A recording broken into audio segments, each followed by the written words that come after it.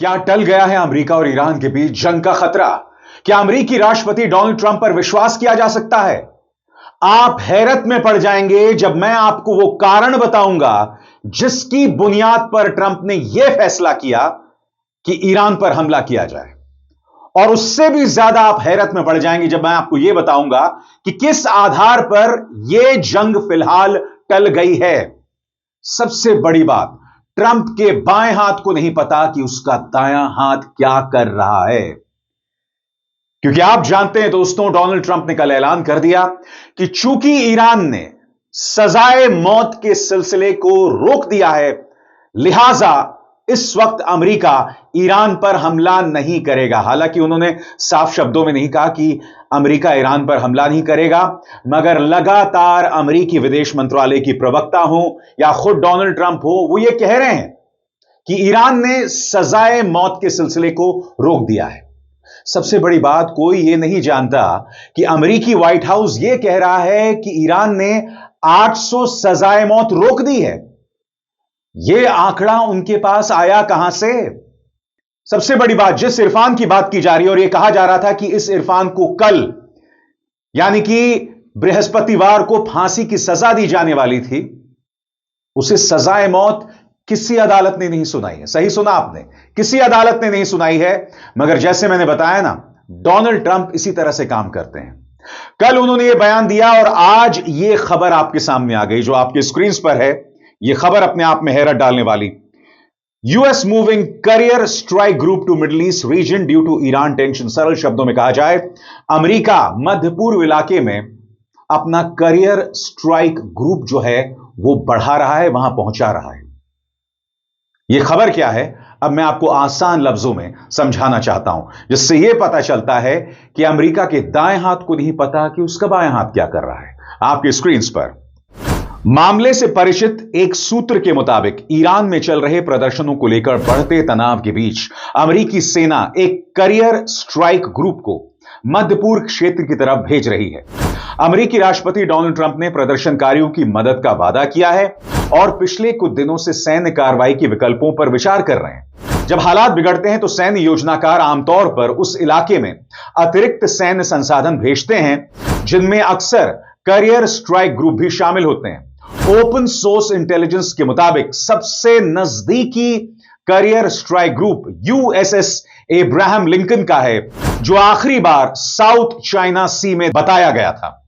आमतौर पर एक करियर स्ट्राइक ग्रुप में aircraft carrier, guided missile cruiser, air defence worship और पनडुब्बी रोधी डिस्ट्रॉयर या फ्रिगेट शामिल होते हैं। तो ये जो स्ट्राइक करियर ग्रुप जिसे मध्यपूर्व इलाके में भेजा गया है, उनमें तमाम सैनिक साजो सामान है, जिसका जिक्र मैंने अभी अभी किया। मगर कुछ देर पहले मैंने आपको बताया कि डोनाल्ड ट्रंप ने किस आधार पर यह फैसला ले लिया था कि ईरान पर हमला करना है, और अब उस फैसले से भी पलट गए। ट्रंप की वॉर रूम बैठक होती है उनके तमाम सलाहकारों के साथ, और इस बैठक के अंदर ईरान ने अतीत में, जी हां, पहले लोगों को जो फांसी की सजा दी थी, वो वीडियो ट्रंप को दिखाए जाते हैं। ट्रंप वो वीडियो देखकर इतना हिल जाते हैं कि वो फैसला कर लेते हैं कि चलिए अब ईरान पर हमला किया जाए। सही सुना आपने दोस्तों। सीएनएन इस बारे में क्या कहता है, गौर फरमाया जाए।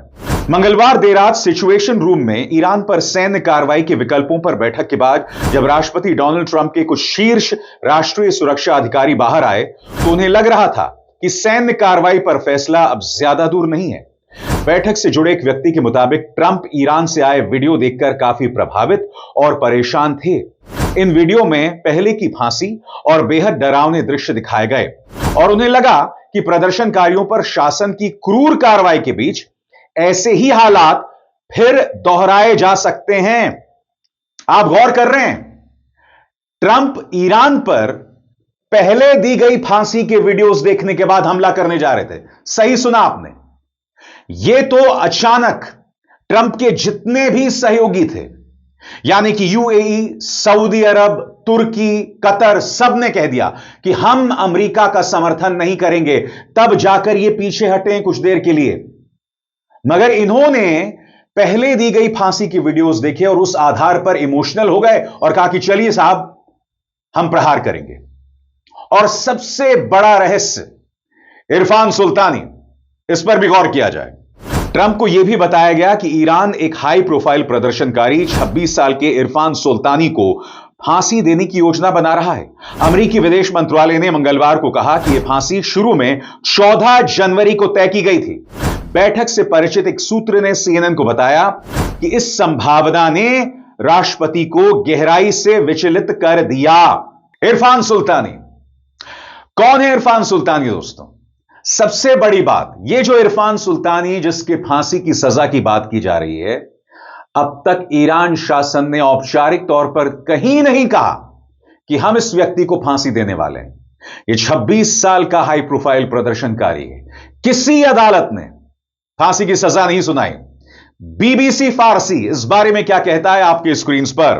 बीबीसी फारसी सेवा के मुताबिक न्यायपालिका ने कहा, अगर मुकदमे के दौरान सुल्तानी पर आरोप साबित होते हैं और अदालत में कानूनी फैसला आता है तो कानून के हिसाब से जेल की सजा है। इस तरह के आरोपों के लिए कानून में मौत की सजा का प्रावधान ही नहीं है। यह बात वहां की अदालत कह रही है। अब ट्रंप इस व्यक्ति की प्रस्तावित फांसी से पहले या उसके बाद ईरान पर हमला करने जा रहे थे, जबकि अदालत यह कह रही है कि इन्होंने जो हरकत की है उसके लिए इन्हें जेल की सजा मिलेगी। और उसके बाद देखिए वेस्टर्न मीडिया क्या कह रहा था आपकी स्क्रीन पर। बुधवार को मानवाधिकार समूहों हेगा ने कहा कि सुल्तानी के जीवन को लेकर फिक्र बनी हुई है, लेकिन अब परिवार से मिली जानकारी के मुताबिक उनकी फांसी को टाल दिया गया है। ईरान की सरकार इंटरनेट बंद कर चुकी है। ऐसे में इरफान जैसी स्थितियों में फंसे दूसरे लोगों की भी जानकारी मिलना मुश्किल हो गया है। हेगा के ओवियर शेखी ने बीबीसी को बताया कि सुल्तानी जैसे और भी मामले हैं। उन्होंने कहा कि ईरानी सरकार पिछले विरोध प्रदर्शनों की तुलना में इस बार तेजी से हिंसा को दबा रही है। सबसे बड़ी बात, व्हाइट हाउस यह दावा कर रहा है कि ईरान ने 800 लोगों की फांसी को टाल दिया है। अब यह 800 का आंकड़ा कहां से आया? सबसे बड़ी बात दोस्तों, आपको समझना पड़ेगा कि ये तमाम बहाने क्यों दिए जा रहे हैं। क्योंकि डोनाल्ड ट्रंप ने पूरे गाजे बाजे के साथ ऐलान कर दिया था, ईरान की जनता को कह दिया था कि मैं आ रहा हूं, तुम्हारी मदद के लिए आ रहा हूं, ईरान पर हमला करूंगा। मगर जैसे ही सहयोगियों ने हाथ खींच लिए, जैसे ही रूस और चाइना की तरफ से अंतिम चेतावनी आ गई, ट्रंप कुछ देर के लिए पीछे हट गए। मगर जैसे मैंने बताया ना, यह व्यक्ति मानसिक तौर पर असंतुलित है। Career strike group middle east की तरफ बढ़ाया जा चुका है, तो इनके दाएं हाथ को नहीं पता उनका बायां हाथ क्या कर रहा है। सबसे बड़ी बात, यह 800 का आंकड़ा आया कहां से और इस बारे में क्या जानकारी, इस पर गौर फरमाएं। व्हाइट हाउस ने दावा किया है कि ईरान ने करीब 800 लोगों की फांसी की सजा रोक दी है। यह जानकारी व्हाइट हाउस की प्रेस सेक्रेटरी कैरोलाइन लिविट ने दी। लिविट ने कहा, राष्ट्रपति ट्रंप और उनकी टीम ने ईरानी शासन को यह संदेश दिया है कि अगर हत्याएं जारी रहीं तो इसके गंभीर नतीजे होंगे। उन्होंने बताया, राष्ट्रपति को गुरुवार को यह जानकारी मिली कि शुक्रवार को होने वाली 800 फांसी की सजा को रोक दिया गया है। राष्ट्रपति और उनकी टीम इस स्थिति पर करीब से नजर रखे हुए है और राष्ट्रपति के लिए सभी विकल्प खुले हुए हैं। सभी विकल्प खुले हुए हैं और यही वजह है कि एक करियर स्ट्राइक ग्रुप जो है वो मध्य पूर्व की तरफ भेज दिया गया है और यहीं पर भारत जैसे देशों का धर्म संकट जो है वो बढ़ जाता है। भारत ने अपने तमाम नागरिकों को नसीहत दे दी है कि वो लोग ईरान खाली कर दें और ऊपर से अब यह संदेश आया है। संदेश यह है कि तमाम जो भारतीय, गौर फरमाएं, तमाम जो भारतीय इस्राएल में रहते हैं वो भी इस्राएल छोड़ दें। यानी कि कहीं ना कहीं भारत ये मानता है कि हालात इस कदर बढ़ सकते हैं कि इस्राएल के कई ठिकानों पर भी हमले हो सकते हैं। गौर फरमाएं, भारत सरकार की तरफ से क्या एडवाइजरी, क्या सलाह जारी की गई है इस्राएल को लेकर। इस्राएल में भारतीय दूतावास ने एडवाइजरी जारी की। क्षेत्र में मौजूद हालात को देखते हुए इस्राएल में मौजूद सभी भारतीय नागरिकों को सलाह दी गई है कि वे सतर्क रहें और इस्राएली अधिकारियों और होम फ्रंट कमांड द्वारा जारी सुरक्षा दिशा निर्देशों और प्रोटोकॉल का सख्ती से पालन करें। भारतीय नागरिकों को इस्राएल की सभी गैर जरूरी यात्राओं से बचने की सलाह दी गई है। किसी भी इमरजेंसी की स्थिति में भारतीय नागरिक भारतीय दूतावास की 24/7 हेल्पलाइन पर संपर्क कर सकते हैं और ये हेल्पलाइंस कौन सी हैं ईरान के अंदर? आपके स्क्रीन पर 972547520711, 972 जो कि कोड है 5432783392। इसके अलावा दोस्तों ये ईमेल भी दिया गया है और ये ईमेल आप पूरे स्क्रीन पर देखें। आप चाहें तो कुछ देर के लिए मेरा वीडियो पॉज कर सकते हैं और जो लोग इस्राएल में हैं वो इस ईमेल पर अपनी जानकारी भेज सकते हैं। और आगे बढ़ने से पहले एक जरूरी संदेश, मेरे कार्यक्रमों के लिए आप नोटिफिकेशन का इंतजार मत कीजिए। मेरे चैनल में जाइए और खुद जाकर कार्यक्रम देखिए और रहिए अपडेटेड। तो जैसे मैंने बताया ना, हम नहीं जानते हैं कि हालात सामान्य हुए हैं कि नहीं, और ऐसा क्यों? क्योंकि अमेरिका पर काबिज है यह व्यक्ति जिसके मानसिक संतुलन पर लगातार सवाल किए जा रहे हैं। मगर हमें इस बात पर भी गौर करना पड़ेगा कि इस पूरे मामले में बाकी खिलाड़ियों का क्या, ईरान के साथ कौन कौन खड़ा है, यह भी जानना बहुत जरूरी है। तो याद कीजिएगा, पिछली बार जब ईरान के न्यूक्लियर साइट्स पर हमला हुआ था, तब चाहे रूस हो या चाइना, दोनों ने जुबानी तौर पर ईरान के लिए समर्थन जाहिर किया था। मगर इस बार रूस और चाइना दोनों सख्त तेवर अपना रहे हैं। क्या ये सख्त तेवर 2 कदम आगे भी जा सकते हैं? गौर फरमाएं, रूस और चीन ईरान के अहम साझेदार हैं और इनसे उम्मीद की जाती है कि अमेरिकी सैन्य कार्रवाई का खुलकर विरोध करेंगे। दोनों देश खुलकर विरोध भी कर रहे हैं, लेकिन जुबानी विरोध के अलावा कुछ भी नहीं। पिछले साल जून में जब अमेरिका ने इस्राएल के समर्थन में ईरान के परमाणु ठिकानों पर हमला किया था, तब भी रूस और चीन ने केवल जुबानी विरोध किया था। यह स्पष्ट है कि रूस के यूक्रेन पर हमले के बाद से मॉस्को और ईरान के बीच सहयोग गहराया है। ईरान ने ड्रोन और गोला बारूद की आपूर्ति की है, जबकि रूस ने आर्थिक और सैन्य संबंधों का विस्तार किया है। इससे दोनों देशों के बीच पारस्परिक निर्भरता यानी डिपेंडेंस बढ़ी है। रूस के लिए ईरान एक अहम साझेदार है जो पश्चिमी प्रभाव को सीमित करने में मदद करता है। इसके बावजूद ऐसा सहयोगी नहीं है जिसके लिए वो अमेरिका के साथ सीधे टकराव का जोखिम उठाए।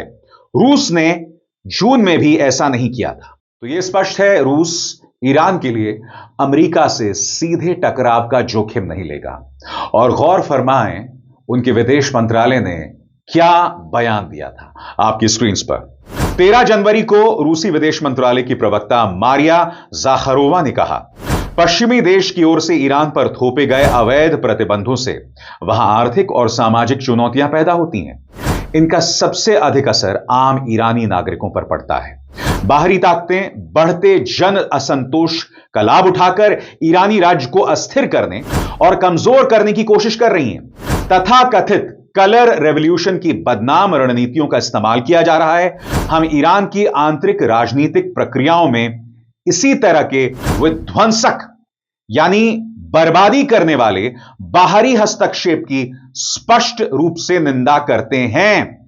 यह बात स्पष्ट हो जानी चाहिए, जब तक रूस पर हमला नहीं होगा, जब तक चाइना पर हमला नहीं होगा, ये देश सिर्फ जुबानी जमा खर्च करेंगे।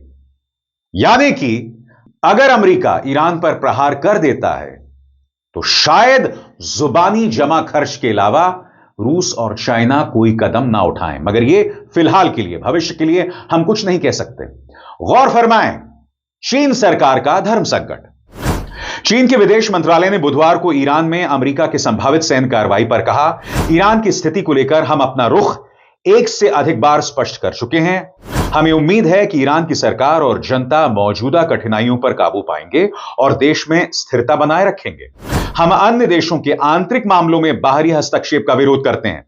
अंतर्राष्ट्रीय संबंधों में बल प्रयोग या उसकी धमकी पर आपत्ति जताते हैं और आशा करते हैं कि सभी पक्ष ऐसा कदम उठाएं जो मध्य पूर्व में शांति और स्थिरता के अनुकूल हैं। यानी कि चाइना की भाषा, इक्का दुक्का बयान को छोड़ दें तो बहुत ज्यादा आक्रामक नहीं है।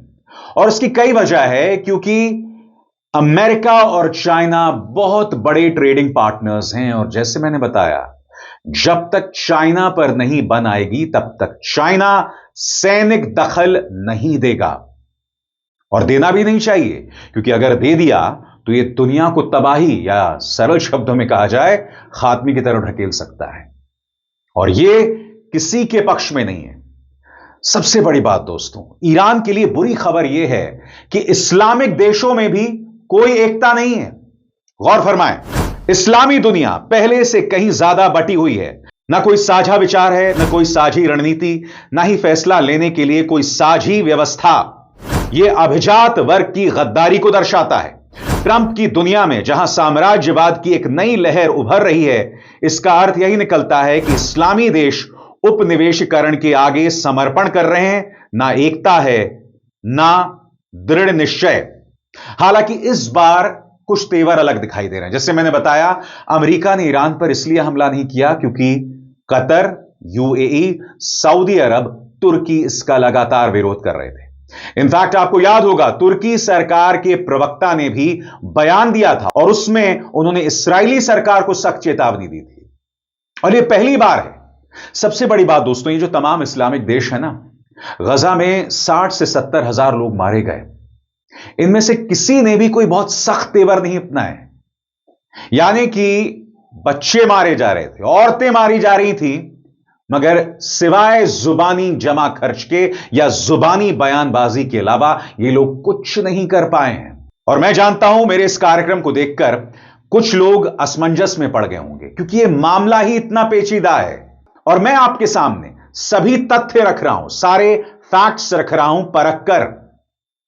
जब मामला इतना पेचीदा हो जाता है, तब मामला खतरनाक हो जाता है, क्योंकि एक छोटी सी गलती एक बहुत बड़ी दुर्घटना के तौर पर सामने उभर कर आ सकती है।